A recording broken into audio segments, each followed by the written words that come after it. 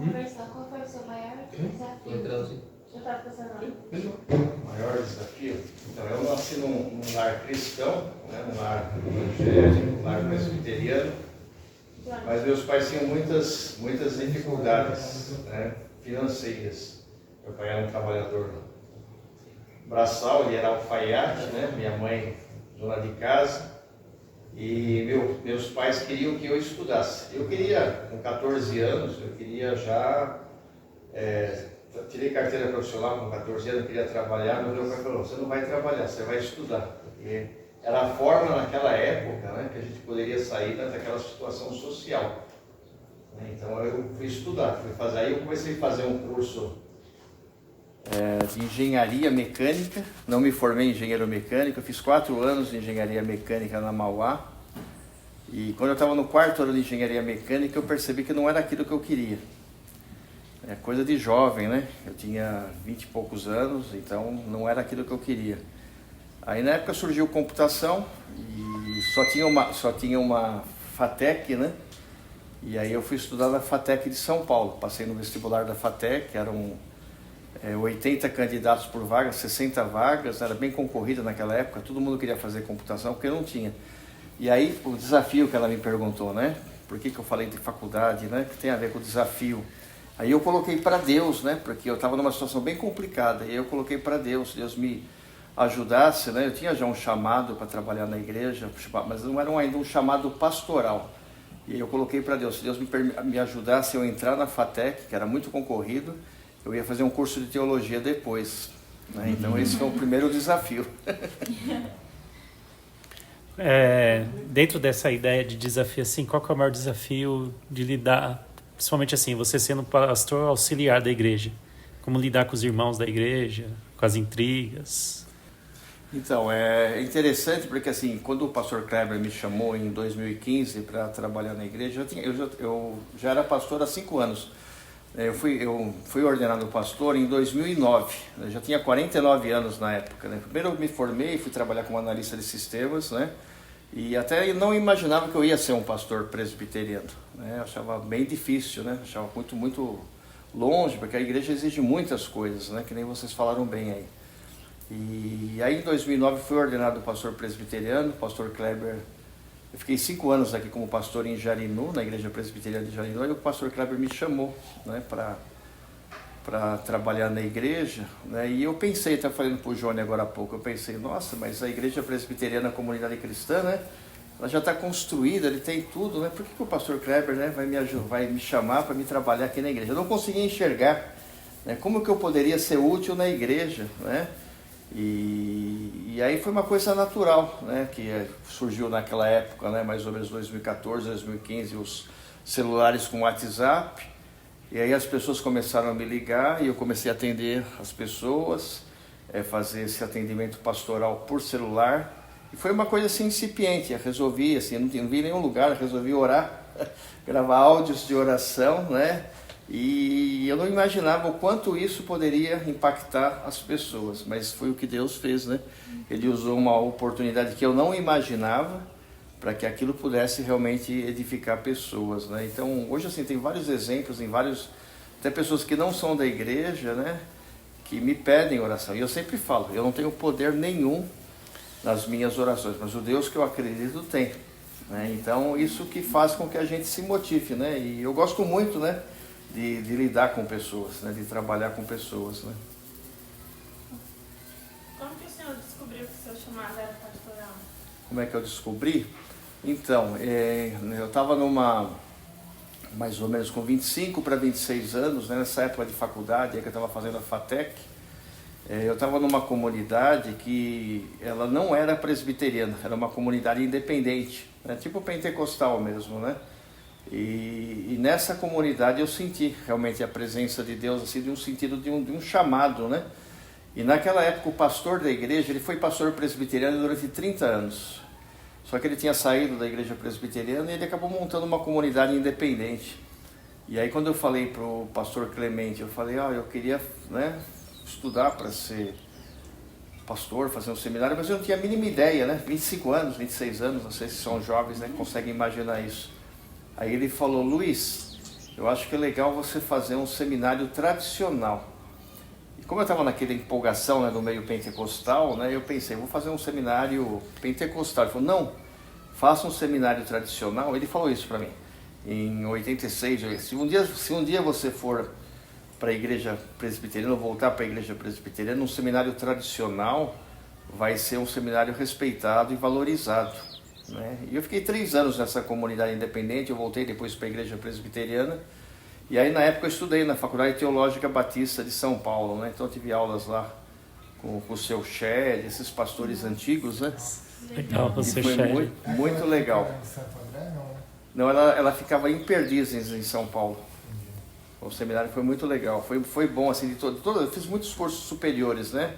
Mas de todos os cursos que eu fiz, a Faculdade Teológica Batista, que eu gostei muito, porque eles, quando você ia para a aula, você já tinha um conteúdo programático, que você sabia o que você ia estudar. Então você não ia para a aula despreparado, mesmo sendo aluno. Então você tinha, por exemplo, uma programação, uma matéria, por exemplo, ela tinha lá, sei lá, pensar, aconselhamento pastoral, né? Pastor Silas Molochenko, que era o professor.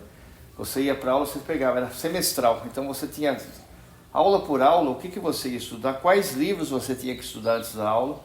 Naquela época não tinha computador, era máquina de escrever, ou aqueles relatórios de folha de papel ao maço, vocês nem sabem o que é isso, né?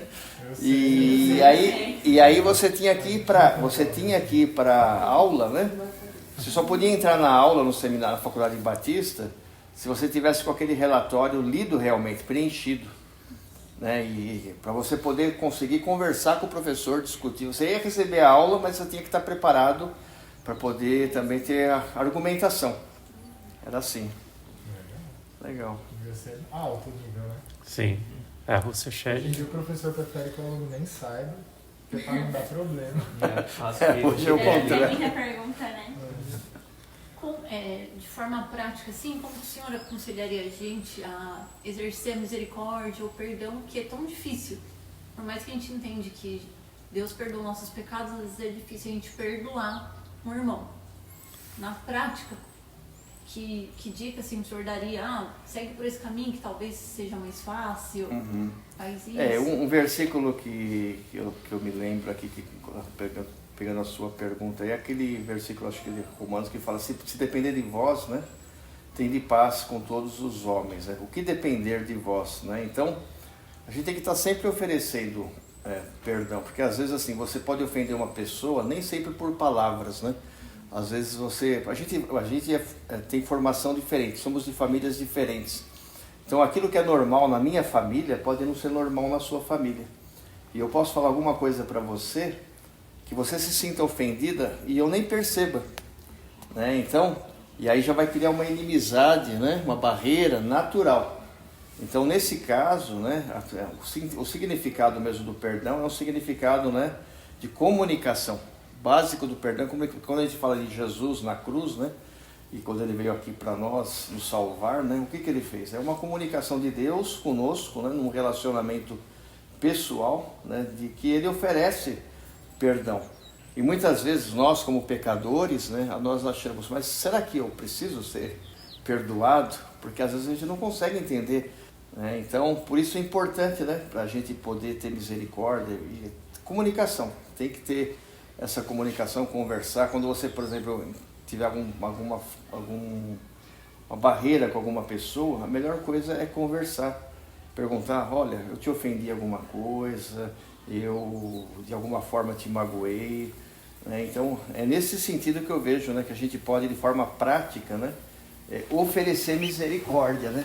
Porque nós somos perdoados dessa forma, né, sem merecermos absolutamente nada, né? Então a gente tem que ter esse desejo, né, de negar o nosso próprio ego, né, e estar sempre pronto para ouvir, né? Porque hoje, eu sempre falo, né, hoje a gente tem uma vontade muito grande, né, todo mundo, né, com a internet, com as redes sociais, a gente tem uma vontade muito grande de falar.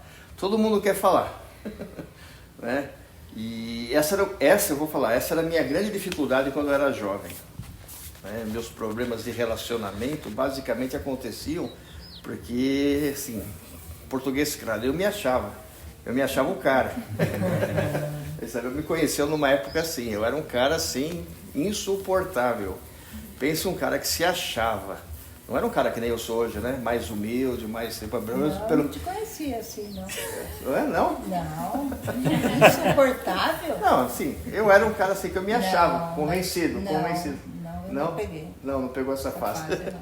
Mas assim, eu era... Que bom, ele tem uma visão diferente dele É. mesmo, né? Ele xinga. Mas eu era, mas antes, então, foi antes então, de conhecer a Isabel. Eu era uma pessoa assim, que me achava, né? O cara que tinha uma FATEC, né? Que eram 80 candidatos por vaga. Era convencido.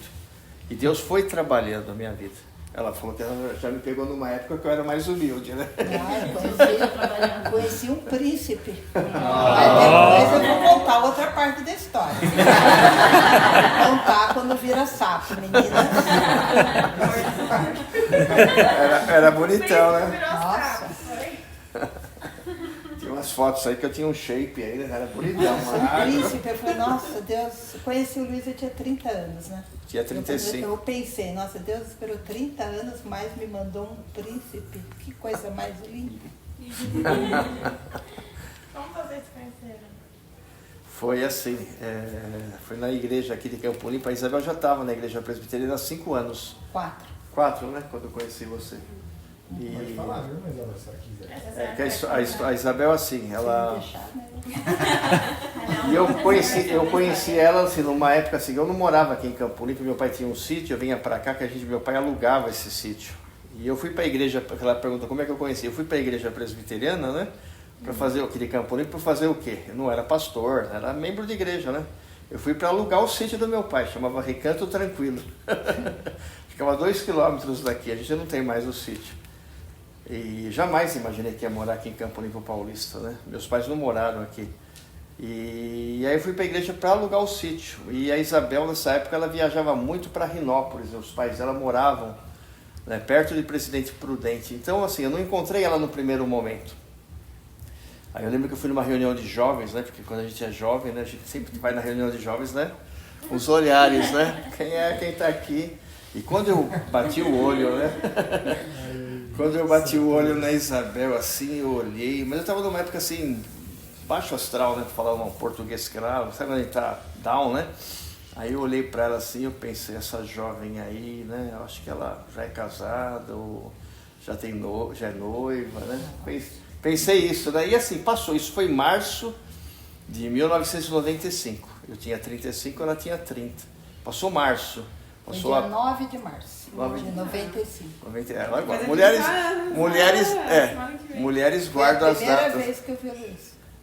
Mulheres guardam as Paixão à datas. primeira vista, Ele foi é quando? meu primeiro namorado. Que legal. Tem muita coisa para contar. E aí assim, né? Aí passou, né? Aí como eu trabalhava em computação e ela tinha uma escolinha, né? Hoje é um Não colégio. fala escolinha, que eu não gosto. Era recanto infantil, né? Escola. Era recanto infantil. É escola. É. Escola Aconchego. Não pode pôr no diminutivo. Então, era uma escola Aconchego, recanto infantil Aconchego. E aí ela falou com o pastor da igreja dela, na época, né? Se ele sabia quem trabalhava com computação, né? E assim, eu não tinha ainda tido contato pessoal com ela. Aí ele falou, tem o Luiz lá que Mas trabalha isso em só computação. foi em outubro. E aí No só... março, abril, maio, em junho, julho, em julho, então, 7 meses isso que eu ia depois. falar. Em julho eu fui lá conversar com ela e mostrei, né, na igreja, lá mostrei os computadores, prospectos, aqueles computadores daquela época, né?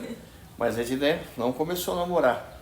E foi aquele namoro à moda antiga, aí mais ou menos em setembro de 95, como eu sabia que ela trabalhava no SESI também, aí eu convidei ela para ir assistir uma peça, Péricles, o rei, como é que era? Péricles, né? O rei de Tiro, alguma coisa assim, né? Lá na Paulista, no Teatro Popular do SESI. Estava um frio em setembro de 95, né? Mas assim, muito tímido. Na época eu tinha um Fusca. Então eu peguei ela aqui em Campo Limpo, fui assistir, mas assim, tinha vontade de dar a mão para ela, não dei a mão, não dei beijo, nada. Aí a gente saiu lá da peça, deixei ela na casa dela, né? E foi assim. Aí eu sei que depois a gente começou a namorar e demorou tanto, né? Que até feriado nesse dia na cidade de Campo Limpo Paulista. A gente começou a namorar no dia 7... É verdade. 7 de outubro de 95. Que a gente começou a namorar. E assim, a gente começou a namorar, eu convidei ela para assistir uma peça um filme, né? Lá no shopping Galeria, em Campinas. E aí no meio do filme, né? Eu já tinha feito uma declaração, levado flores, mas ela ficou quieta, não falou nada, fingiu que não viu, né? Aí ela perguntou, mas o que é Ele isso? escreve tudo num cartão, um microcartão, né? Então, eu tive que ler aquilo lá e eu não ia falar nada, né? Eu também envergonhada, né? Obviamente. Aí a gente começou a namorar, tava passando um filme, eu lembro que era um filme com aquela atriz americana, Sandra Bullock, né? E aí quando ela falou o que era aquilo, eu segurei a mão dela no cinema lá e comecei a falar entusiasmado. Aí a mulher que estava na frente, vocês querem calar a boca? E assim começou o nosso namoro. Legal. Legal. O que a senhora tem a acrescentar? Olha só. Não, assim, porque a minha intenção não era casamento. Né? Eu fui criada assim, meu pai falava assim, né? Que filha dele não ia depender de homem. Então, assim, eu cresci muito independente. Né? Então, por isso que ele é meu primeiro namorado, aos 30 anos. Eu nunca me vi uma mulher casada, eu nunca sonhei com vestido. Por isso que eu falei que eu sou diferente. Eu nunca sonhei, eu nem posso ficar falando muito para muita gente, senão o pessoal gosta de criticar bastante, né? A gente só vai pôr no YouTube. Então. Mas a maioria já é casada, então pode falar agora. Eu nunca- O pessoal da igreja tá dizendo. Eu nunca sonhei em casar com véu e grinalda, né? Eu acredito que a profissão, por eu trabalhar com educação já há 4 décadas, né? Eu me formei, eu tinha 18 anos.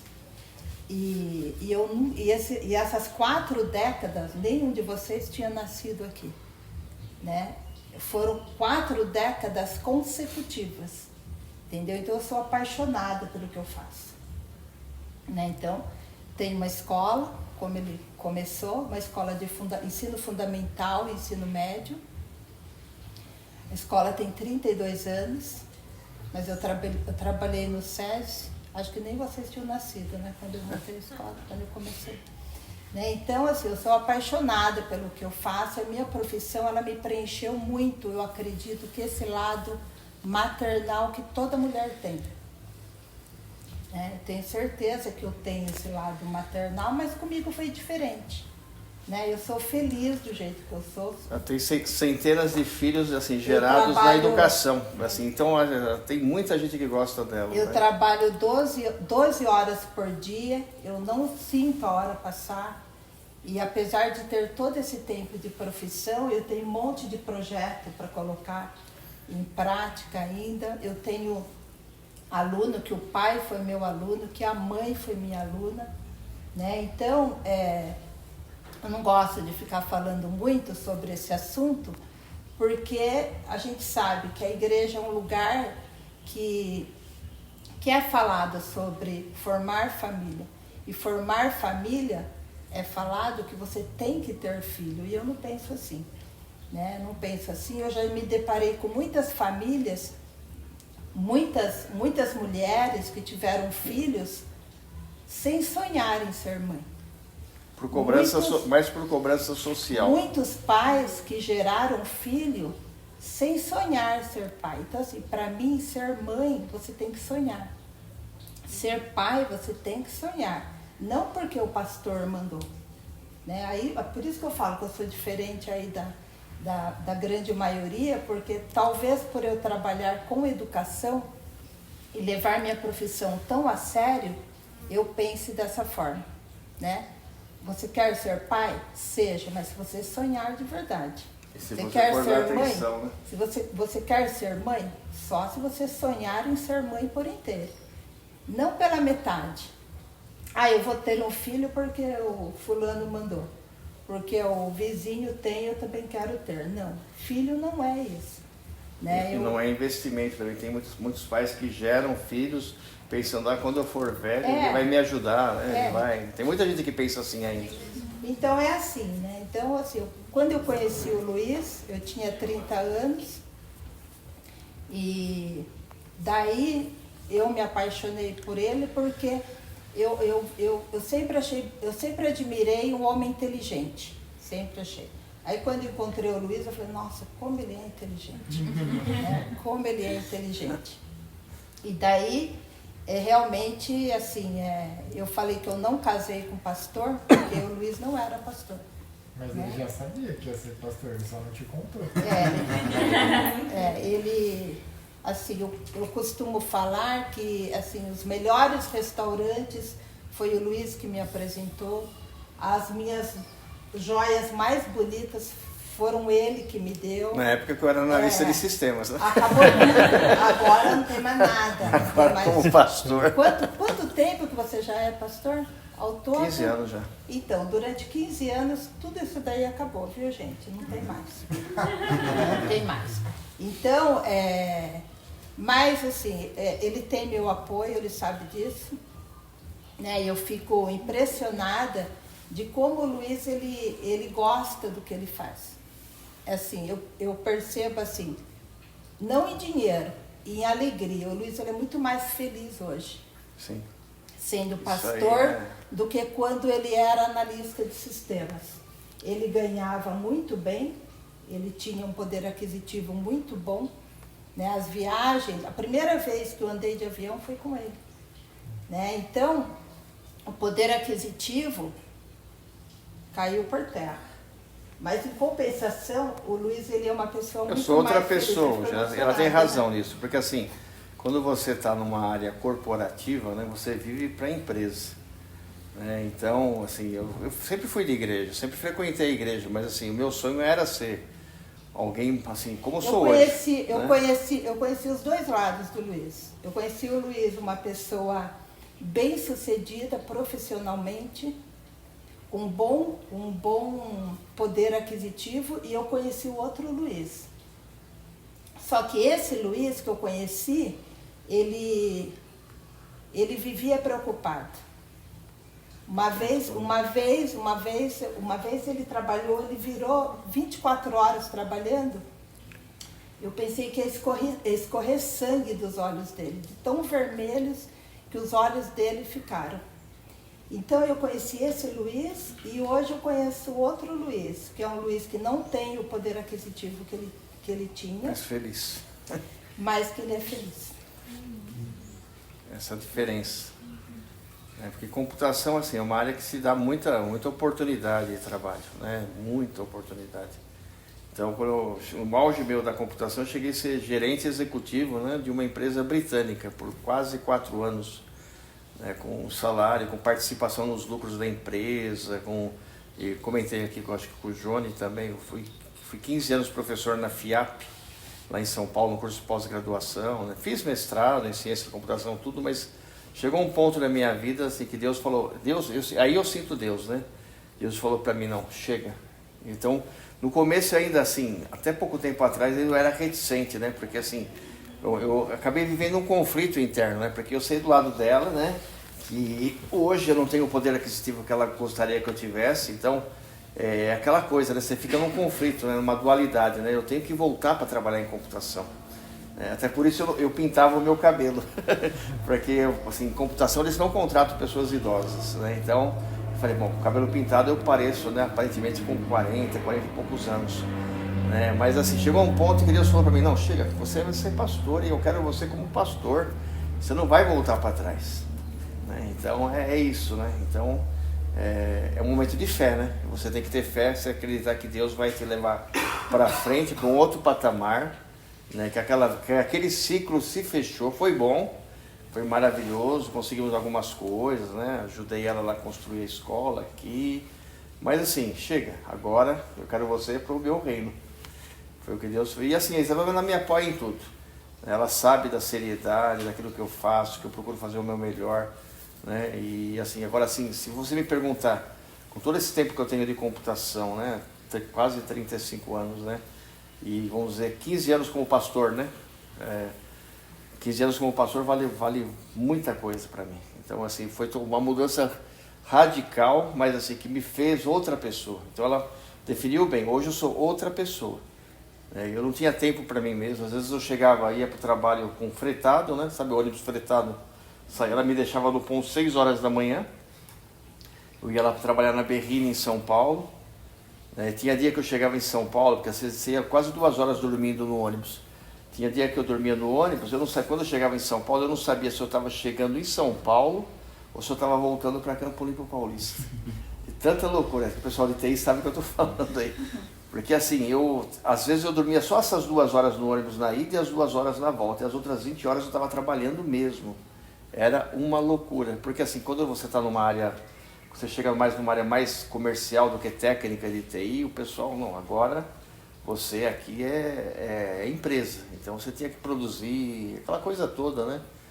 E eu cheguei num ponto que assim, se eu não parasse eu morreria, com certeza. Teve dia que eu cheguei de São Paulo aqui, porque a empresa lá, uma das empresas que eu trabalhei, eu lembro até direitinho, me pagou acho que porque eu ia de fretado, mas depois eu ficava, né? Não conseguia voltar no fretado. Chegou a me pagar umas 250 vezes táxi. Você lembra até o valor do táxi, era R$147 o voucher de São Paulo até aqui. E a empresa me pagava, né? Pra vir. Então eu saía às vezes de lá meia-noite, chegava aqui 2 da manhã, tomava banho, comia, ela estava dormindo, deitava com ela lá, 5h30 acordava para ir para trabalhar de novo. E não tinha esse negócio, né? Ah, trabalhou 12 horas, agora você vai descansar, né? 12 horas, nada disso. Era tudo assim, né? Então você ficava muito louco. Então isso fez com que eu também mexesse muito com o meu metabolismo. Eu era bem magrinho quando ela me conheceu. Então eu acabei ficando inchado, né? Essa questão de você não ter corpo, não ter mais condição de viver. Então aí Deus chegou para mim e falou, chega. E isso, se chega, foi mais ou menos 2015. Aí de lá para cá, só ministério mesmo. Acho que para fechar só, como está dando quase meia hora, qual o principal conselho que você tem para dar para nós? Então, para vocês que são jovens, né, que têm assim um futuro pela frente, né, eu penso assim, na questão espiritual, tenha sempre Deus, né, como prioridade. Tudo que você fizer, né, faça realmente para a glória de Deus. Pense assim, né, o que eu pensei, estou pensando em fazer um curso, sei lá, fazer um curso para estudar para fisioterapia, por exemplo. Pense, né, esse curso que eu vou fazer, eu vou também poder dedicá-lo para a glória de Deus, ou é só para a minha vida pessoal? Então, quando a gente faz isso, né, na nossa vida, quando você pensa em primeiro lugar em Deus, né, aquele versículo bíblico, todas as outras coisas serão acrescentadas, é uma grande realidade. Né, porque assim, nem eu nem Isabel imaginávamos onde a gente ia chegar, o que ia acontecer, né, porque quando a gente é jovem, né, a gente não imagina o nosso futuro. Né, não sei, eu não programei, né, eu imaginava essa época que eu estou bem diferente do que está acontecendo, mas assim, Deus ele foi gracioso com a gente, de ajudar, de abençoar, né, porque você busca em primeiro lugar o reino de Deus. E o que eu aconselho para vocês é isso, né? Estudem, sempre estudem, né? Façam o que vocês gostam. Não escolham uma profissão por causa de dinheiro, porque dinheiro não é tudo, né? Porque às vezes você vai estudar por causa de dinheiro e você não gosta daquilo, então você não vai conseguir ficar muito tempo. Né? Você vê o exemplo da Isabel, né? Ela gosta do que ela faz, né? Educação.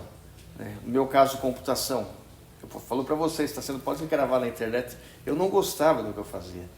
Porque computação, quando eu entrei, era bem diferente. Você trabalhava 8 horas por dia, você não trabalhava 24 horas por dia. Era prazeroso trabalhar em computação na década de 80, quando a computação começou. Eu chegava no trabalho 8h30 da manhã, quando era 5 horas eu ia embora, tinha fim de semana, não tinha internet, né? Você não tinha celular. Então você tinha vida própria em computação. Era muito legal trabalhar em computação na década de 80, hoje não. Hoje você é um escravo, né, na computação das empresas. Né? Então, dinheiro não é tudo. Né? Então tem que pensar muito nisso, né? Saúde, quem está na computação, né, pense num plano B também. Né? Eu falo porque a gente chega um momento, na época que eu fui para a computação, o professor falou, você não vai aguentar 15 anos, professor da FATEC. Eu aguentei 35, porque a gente vai mudando, vai migrando, né? Mas assim, o que eu falo para vocês, assim, não coloque, né, que nem o pessoal fala, não coloque todos essa questão profissional, né, da gente, não coloque todos os ovos numa única cesta. Procure diversificar, procure fazer mais de uma coisa, especialmente aquilo que você gosta, porque é o texto de Eclesiastes, né? Quem fica olhando, né, para o vento, né, nunca, né, vai colher nada, né? Então assim, procurar, né, saber, né, o que você quer, faça o que você gosta, mas pense sempre no plano B. né? E sempre pensando em glorificar a Deus com aquilo que você está fazendo. Nunca faça só pensando em dinheiro, só pensando em você mesmo. E Deus certamente vai abençoar, né? Essa é a mensagem que eu deixo para vocês que são jovens. Estudem sempre. É isso. Muito bom, né? Isso aí.